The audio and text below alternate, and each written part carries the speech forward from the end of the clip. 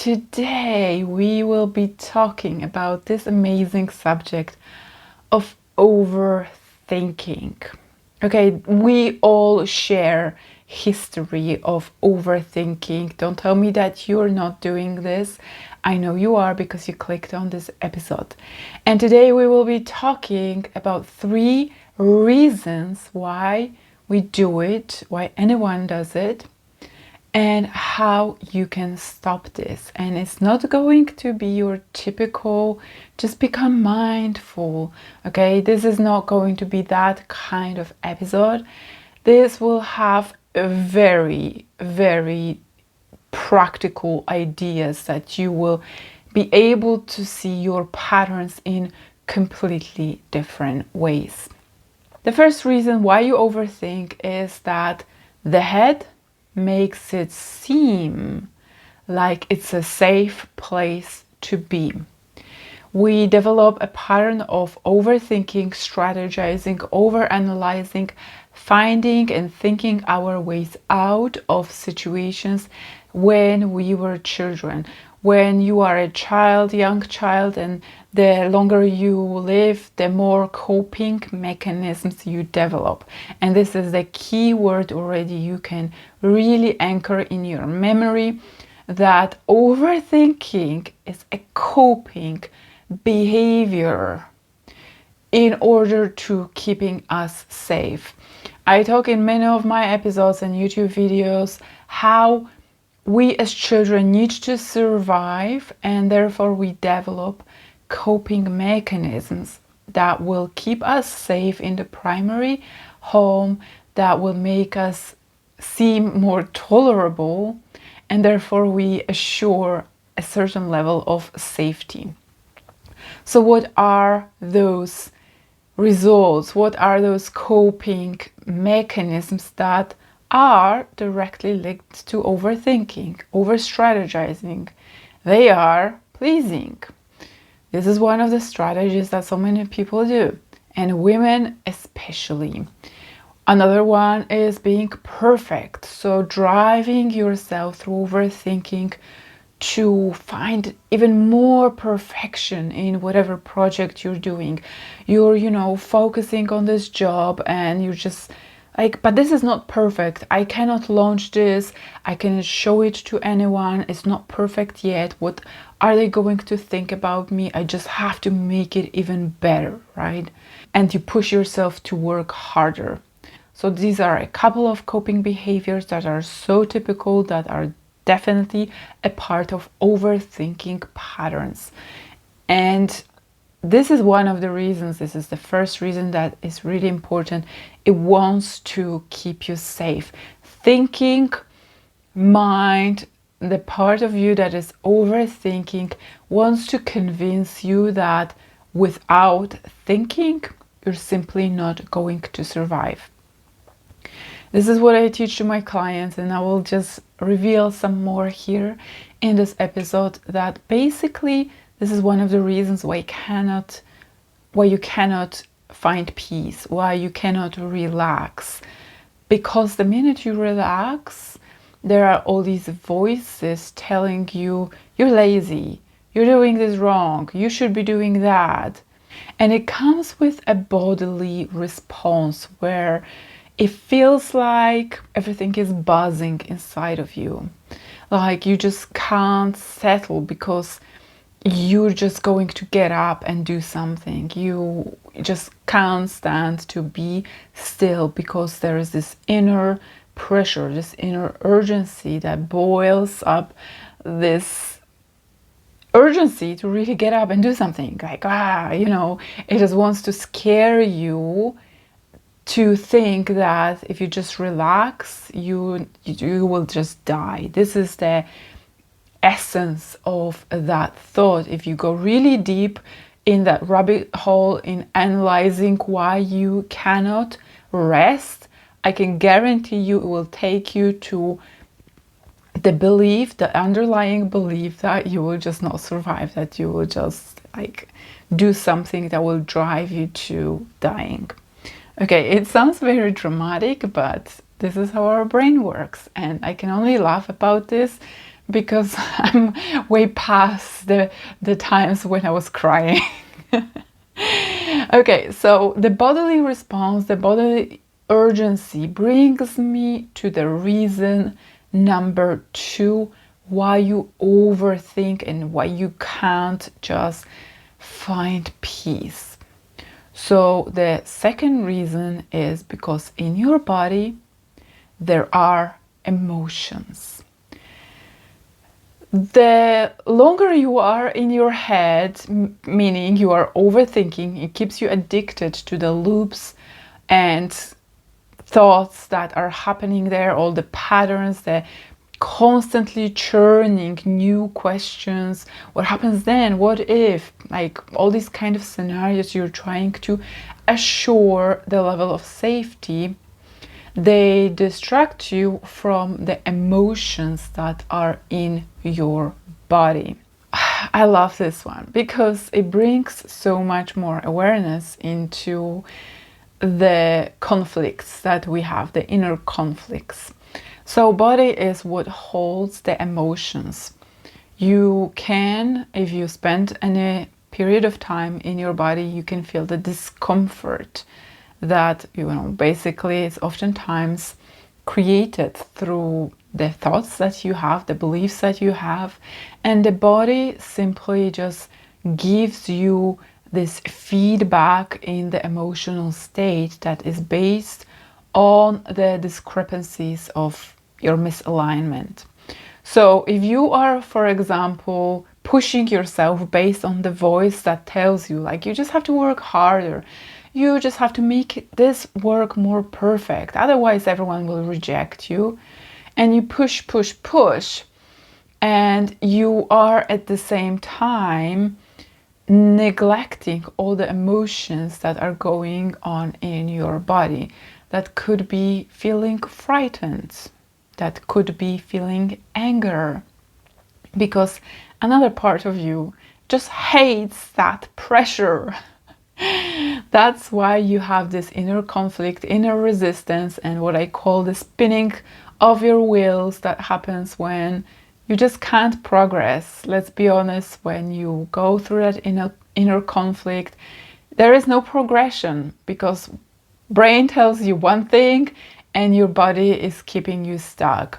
And the longer you are staying in your head, the longer you are paying attention to all these voices that tell you what you should and shouldn't do, the longer you are keeping yourself away from the wisdom of your body.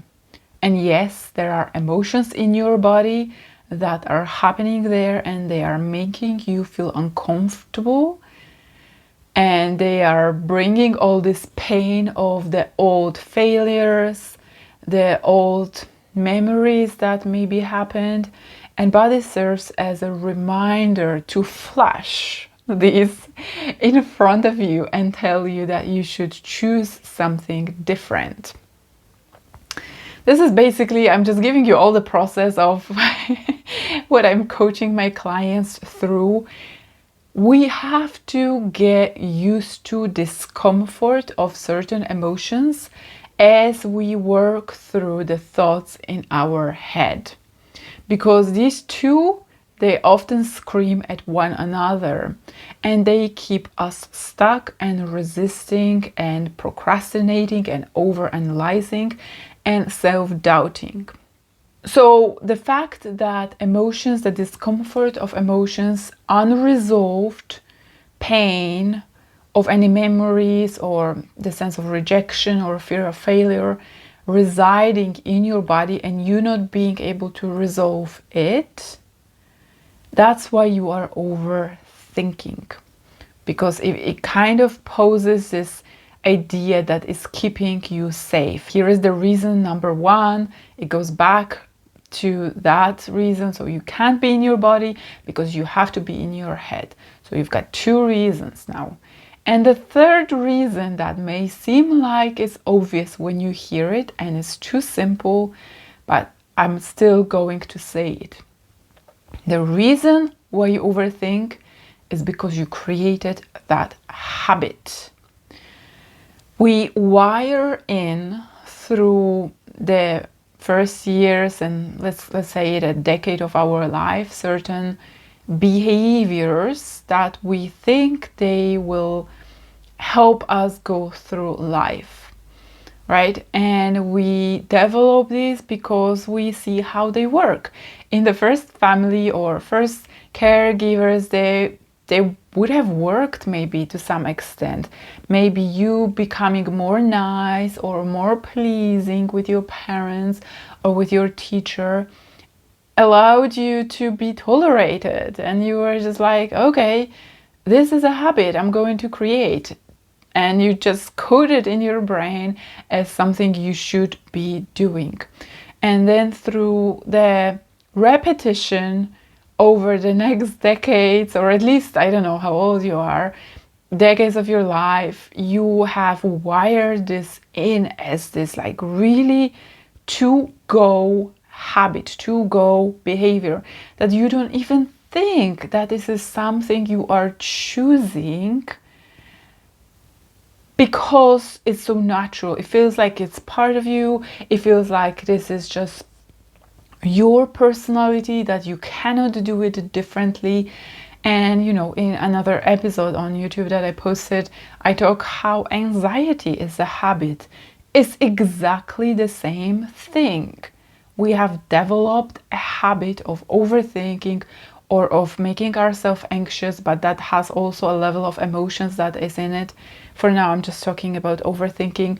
And really understand that any habit can be changed. And there are certain steps that really unhook these patterns, these habits, these wired behaviors from our mind body. We just have to know what to target, how to change, and you can do it. And because choice is at the core of all my coaching, of all my teachings, I made this freely available for you to download, a free guide from the description of this episode that teaches us how to make conscious choices day by day, taking you steadily closer to the life that you want to live on your terms. So make sure you download it. It costs nothing and you can start changing your life right now. So how do we utilize the reasons that I just gave you why you overthink? Because I'm not just letting you know these reasons and leave you to solve these things out for yourself. There is always something that you want to take out of these episodes. And today is going to become more embodied. Because we are so in our heads so much, we need to train ourselves to become in tune with our bodies. What do I mean by becoming more embodied? Well, I mean becoming more accepting of everything that goes on in the body, meaning all the discomforts, all the pains, all the tensions that are happening when we go out in our life and we try to get what we want, when we try to build maybe that business on, or we try to go and challenge ourselves to do this thing for our passion, or maybe we try to overcome this difficulty in our relationships, right? All these things come with sort of feedback that comes from our body. The longer you can stay with the discomfort or pain, and I'm not asking you to stay with it for an extended period of time, just FYI, but the longer you can stay with it, you have developed your nervous system to such an extent that allows you to not react immediately with any sort of quick fixes. These are very often being presented by our head to relieve the tension that comes from the body. You become less reactive by training your nervous system little bit by little bit, by being able to hold this inner conflict of your mind and body. And this will allow you to not resort to those quick fixes that are being offered all the time by your head, that is always impatient, that always has this sense of urgency that makes us do stupid things, such as maybe you have not had a lot of sales for a period of time and your head cannot take that discomfort in your body, just keeps telling you like you are being rejected, you have to decrease that price, you have to do something, or maybe work harder, right? So it gives you those quick fixes to relieve the tension that goes on in your body. And there's a number of things, other things that make you feel impatient or urgent or make you give in negotiations, for example. This is something I teach my business clients a lot. You can use it also in asking for a raise or asking a client to pay you that amount of money that you're still uncertain of. But the longer you are able to be with that discomfort, the longer you can test this, because you become detached. You always are calling the shots. If you are able to bear the discomfort of any proposal, if you are able to bear any discomfort of a difficult conversation in a relationship, you are more likely to bet on yourself, to do the harder thing, to challenge yourself, to give more of yourself to your goals, not to just seek the easy way. For example, procrastination is a result of not being able to take that discomfort of showing up, or those emotions that are coming up when you are afraid of failure. And then you like switch off, you just completely dissociate, you put on Netflix or you eat something, you decide that you're bored and you go to your kitchen and get some food, or just go outside and get some snacks, and then an hour passes and then you're excused for doing any work because now it's already 6 p.m. and okay, it's the end of the day, tomorrow I will start again, right? And it all happened because you were not able to stay with your body long enough. For me, I was able to stay in my body, and for me, this is how I understand all these things, because my first coaching business was to heal people from chronic pain, literally so much pain in their body. And this is something I did for myself. I pushed myself so hard through overthinking over 10 years ago into chronic pain and chronic disease because I did not listen to my body. I did not listen to the limits. The goal in achieving in a healthy way of any of dreams that you want, anything, whether that's a relationship or that's your dream job or that's creating that business that's based on your passion, all that is happening when you are able to challenge yourself and the old ways of being. But you need to do that only to the extent that honors your limits. The head is so deeply conditioned through the outside voices of our parents, of the society, and that's why it tells us you have to push harder, you have to do more of it, you have to be perfect, you have to do it right now. Okay? It cannot bear the discomfort of the body. But the more you listen to your body for a little moment, for over a period of time, you will start knowing when it tells you where are your limits, where you can just do a little bit more. But then you have to take a break. And this is the whole reason why we need to become so in tune in our body, not to go into a burnout, not to be overstressed, not to fall into all these unhealthy patterns. And also, why we have to get closer to our bodies is because it will give you all kinds of insights, wisdom, and guidance that will navigate you to exactly where you should be going to follow the next step toward your fulfillment. And this is really important because body not only holds the pain and the discomfort, it also holds the enjoyment. And it also holds the cues to finding what feels like, oh, this is more yummy area I want to go into my business. Or this feels like it's so exciting, I really want to commit myself to following that passion over the one that my head is telling me. That's why, head always gives us those thoughts about the choices we should be making about our business or about our future vocation or the career choices based on the conditioned outside voices.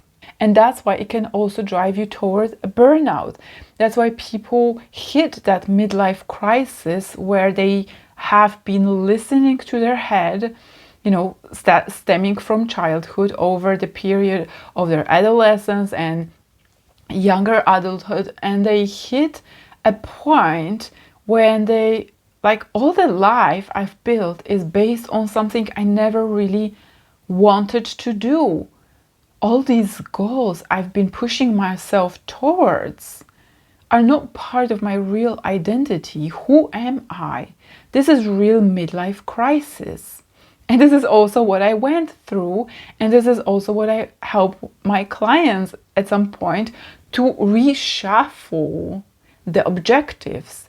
And the real objectives can only be found also when you get closer to your body, because it will tell you what feels exciting, what brings you joy, what nourishes you, and it will give you that fuel of excitement, of joy, of bliss, as well as it gives you the cues when you should stop, when is the time to rest.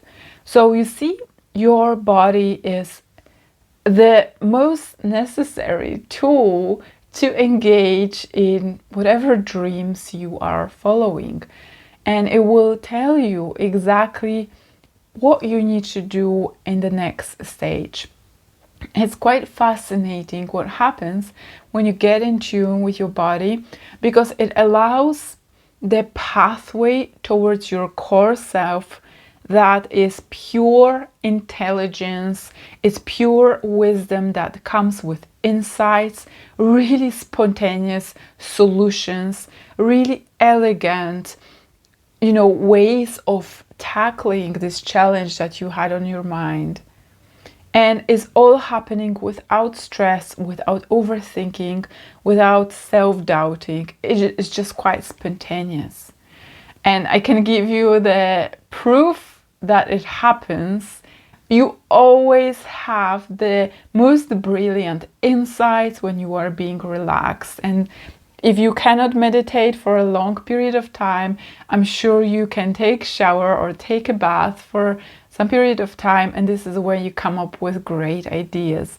And this is where suddenly it hits you like, oh my God, I didn't think of it at all when I was overthinking and just making myself doubt and over analyzing. And you're just like, but here, when I'm not even trying to think, I'm just taking shower, this is like the most brilliant idea comes to me. Or the same thing happens when you are just falling to sleep because you were relaxed. These things happen because you are relaxed. You're not overthinking, and this is how you can have these brilliant ideas. And when you become closer to your body wisdom, when you really integrate your mind and your body, this is where you get access to your wiser self.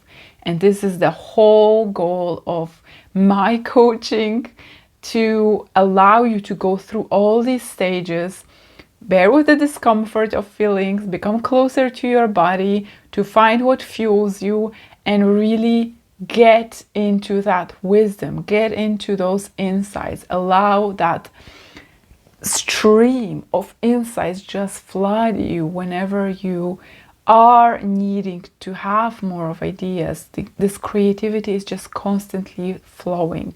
And the last reason why you might be overthinking is connected to the overstimulation, especially if you are a gifted person. The higher intelligence, the higher sensitivity, you will be easier stimulated. So you might be constantly distracted by all the stimuli. You might be constantly overthinking, like this person said this. So the stimulation can be coming from all fronts. So it could be emotional, sensory, and there's all kinds of stimulation, like for example, light sensitivity.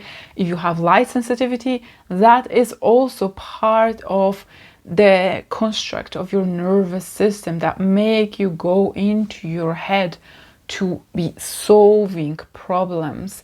And it may seem like it's something unrelated, but it is really, really related. The more you are oversensitized, the more you are overstimulated, the more you are distracted, the more your head will kick in, because all these sensory perceptions are happening through your body, and your body, your nervous system has to take the hit. If you cannot take the hit of the overstimulation, you go into your head, and it's basically causing overstimulation of your brain. Like, this is a really physiological thing that happens. No one really talks about it. I must have made these conclusions by myself, but this is really what is going on. Is something between your head and your body. Is a nervous system response in response to the stimuli. So in my work, also what I do, I work with triggers, and this is really important, how we can start changing our response to the triggers that are happening from the outside, and we can really reduce our reactivity, which is the reactivity, like the urgency that happens through your head, that maybe it tells you like, no, you cannot do it. You have to go and make yourself more comfortable. You have to go and reach for these sweets. You have to go out. You just cannot bear this conversation.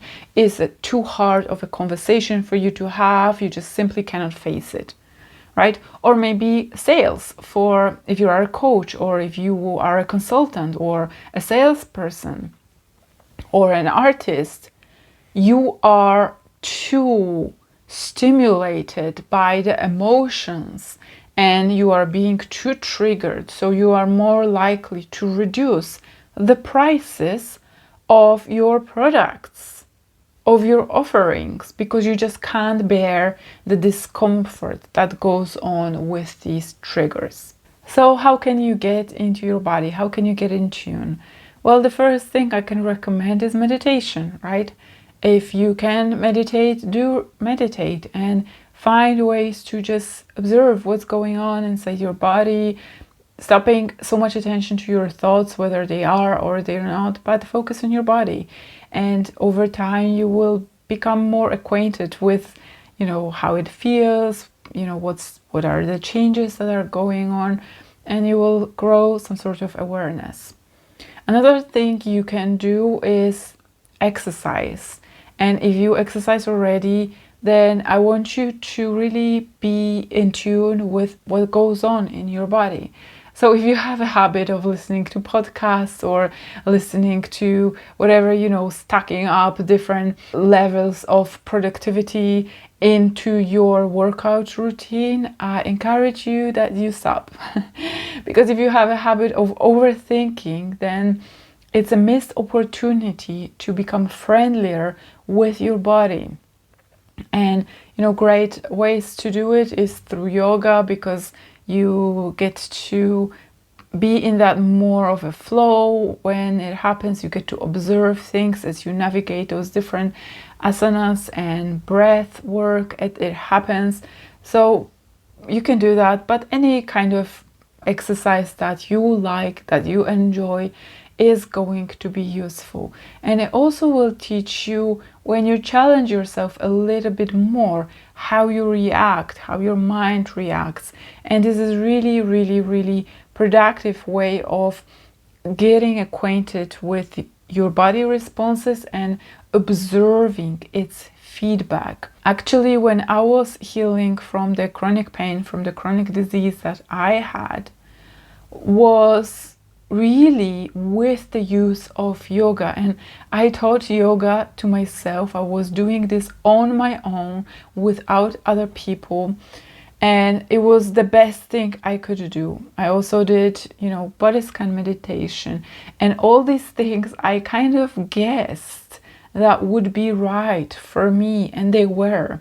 And I used them to grow more awareness of my body, which later helped me in creating my dreams, in the successes that I had in work, in my business, following my passions, because I found ways to listen to my body. So really spend time on exercises whilst listening to your body.